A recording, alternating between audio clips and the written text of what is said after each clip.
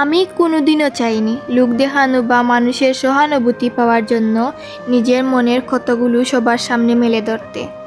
আমি কেবল তখনই লিখি বা বলি যখন আমার ভেতরে জমে থাকা কষ্টের ভার আর বইবার শক্তি অবশিষ্ট থাকে না।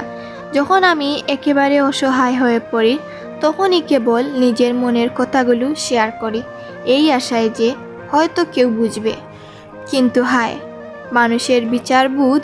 আমি যাকেই আমার দুর্বলতার জায়গাটা দেখালাম সেই বারবার সেই ক্ষত স্থানেই আঘাত করার সুযোগ খুঁজল। আমার অসহায়ত্ব তাদের কাছে আমার চরিত্র নিয়ে প্রশ্ন তোলার বা আমাকে ছোট করার একটা অস্ত্র হয়ে দাঁড়ালো। আমি আর কাউকে কিছু ব্যাখ্যা করতে চাই না। আমি কে, কেন এমনটা হচ্ছে, বা আমার জীবনের বাস্তবতা কি, এসব কারো কাছে প্রমাণ করার বিন্দুমাত্র ইচ্ছাও এখন আমার নেই।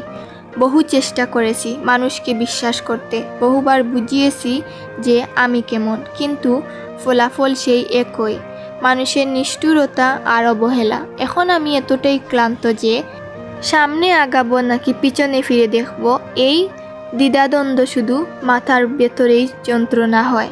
সামনে এগুলে পুরনো স্মৃতি ধুলোবালি, আর পেছনে ফিরলে কেবলই ব্যর্থতার দীর্ঘশ্বাস। আজ আমি ক্লান্ত, ভীষণ ক্লান্ত।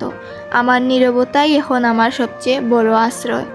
আর কারো কাছে আমার কোনো উত্তর নেই, কোনো কৈফিয়ত নেই। নিজের সাথে এই লড়াইটাই হয়তো আমাকে একাই লড়তে হবে, যেখানে আর কোনো মিথ্যে সান্ত্বনা বা নিষ্ঠুর মানুষগুলোর কোনো জায়গা নেই।